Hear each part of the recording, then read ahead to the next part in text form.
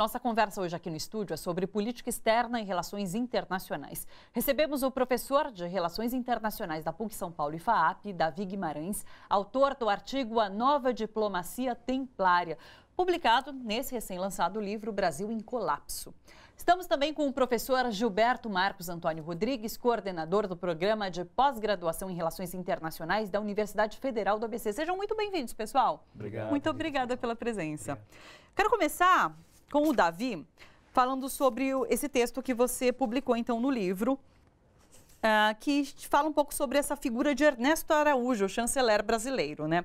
Aliás, na semana passada, o Araújo discursou nos Estados Unidos, na Fundação Heritage, que reúne conservadores americanos. A gente vai ver um trechinho dessa palestra dele, daí a gente já volta para falar um pouco mais sobre Ernesto Araújo. Roda para a gente. What is the challenge, the big threat that not only Brazil or the US or the United Kingdom or any other country, but the big threat that our civilization now faces? Some people would say climate change. It's not, absolutely not true. The big challenge is ideology. Essa fixação por ideologia, né? Vamos falar um pouquinho sobre quem é. Eu tento levar a sério, mas olha, difícil. Viu? Você fala muito bem sobre de onde surge essa pessoa, Ernesto Araújo, que já durante as eleições, ele como membro do Itamaraty, fez propaganda política para Bolsonaro. Coisa que é muito raro, né? Sim. Geralmente, diplomata, ele se escusa de participar do ambiente político partidário brasileiro, até acha que, eu acho que até um problema às vezes, né? Porque isso encastela um pouco os diplomatas, né? Numa estrutura meio que separada da sociedade, é uma das características de déficit democrático do Itamaraty, mas é raro, né, você ver diplomata participando ativamente em campanha. Né? E eu acho que foi a Patrícia Campos Melo, na Folha de São Paulo, que fez uma matéria, né, mostrando que o Ernesto Araújo, à época, ele estava numa subsecretaria do Itamaraty vinculada aos Estados Unidos e tinha um blog dele, o Metapolítica 17, né? Metapolítica é um tema muito caro a uma extrema-direita que nasce ali na nova direita francesa, depois uma direita americana nos anos 80 vai incorporar, né? E 17, que é o número do Bolsonaro, né? E ele fazia campanha aberta no blog dele. Isso trouxe um estranhamento. Primeiro, porque é incomum, diplomata, né, geralmente é tido como cargo de Estado, né, geralmente não se mete nessas questões político-partidárias. Outra coisa é que o Itamaraty é uma instituição historicamente progressista, né? Encontrar ali não é só uma pessoa conservadora, né? Um olavista. Bolsonaro pensou ele ali. Isso, né?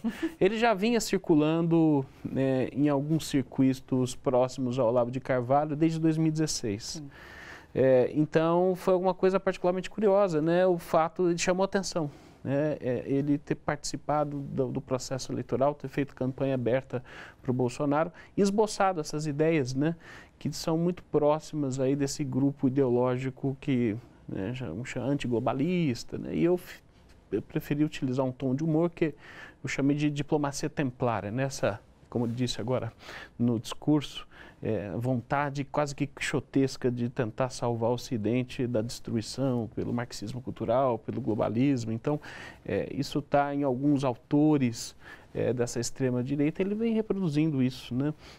Que soa um tanto estranho para toda a tradição na política externa brasileira, que nunca sequer qualquer chanceler falou de salvar o Ocidente dos seus inimigos. Isso não faz qualquer sentido, né? Nem se sabe se o Brasil é parte desse Ocidente. Você pega os autores conservadores, né? O Spengler, você pega o Huntington, você pega, enfim, todos que falam em termos de civilização, não inclui Brasil na América Latina, então precisa inclusive combinar com os russos, né? E essa fixação pelos Estados Unidos, de certa forma, né? No artigo que ele escreveu em 2017 para a revista do Itamaraty, ele já coloca o Trump como uma espécie de bastião, o último bastião da civilização ocidental, não a visão de democracia liberal e mercado, como se defendia antes por governos americanos, mas uma ideia realmente de salvar a identidade, né, ocidental dos seus inimigos. Então, ele pensa numa espécie de aliança Brasil-Estados Unidos para salvar enfim, a civilização do progressismo, das ideologias liberais, a favor de direitos humanos, a favor de meio ambiente. Então, tudo isso que ele coloca estranhamente dentro de uma ideologia globalista, né? Isso é liberalismo, né? A gente sabe muito bem, isso faz parte de uma grande tradição liberal. E qual a sua avaliação sobre essa política? Ela é exótica porque foge de uma curva completamente... É estranha tudo que a gente viveu, pelo menos desde Rio Branco, né? Até antes, nem do segundo reinado você via coisa tão exótica assim. E do ponto de vista da imagem internacional do Brasil, é desastrosa. É completamente desastrosa, né? Porque, enfim, o Brasil se junta a um grupo de uma direita nacional populista em ascensão que despreza abertamente alguns valores que o Brasil sempre defendeu. Sim. No campo dos direitos humanos, no campo do multilateralismo, no campo do meio ambiente. Então, isso depõe contra a própria trajetória do Brasil nas relações internacionais. Eu diria mais, tá estranho que um conservador, autoproclamado conservador, ele marche num processo de destruição jacobina, né, contra tudo que foi produzido anteriormente em termos de política externa. Então, o conservador deveria prezar pelas suas tradições, né, o que a gente vai conservar, o que funcionou e o que não funcionou.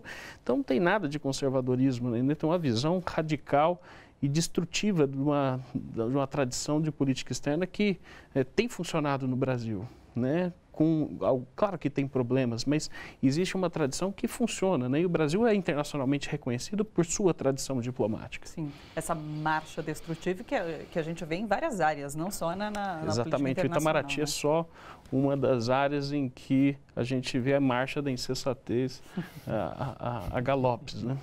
Olha só, você que curte a TVT e quer contribuir com a gente para que a nossa programação chegue cada vez mais longe, se inscreva no nosso canal do YouTube/Rede TVT e torne-se membro. Ou então faça a sua contribuição em nosso Catarse. É só acessar catarse.me/TVT.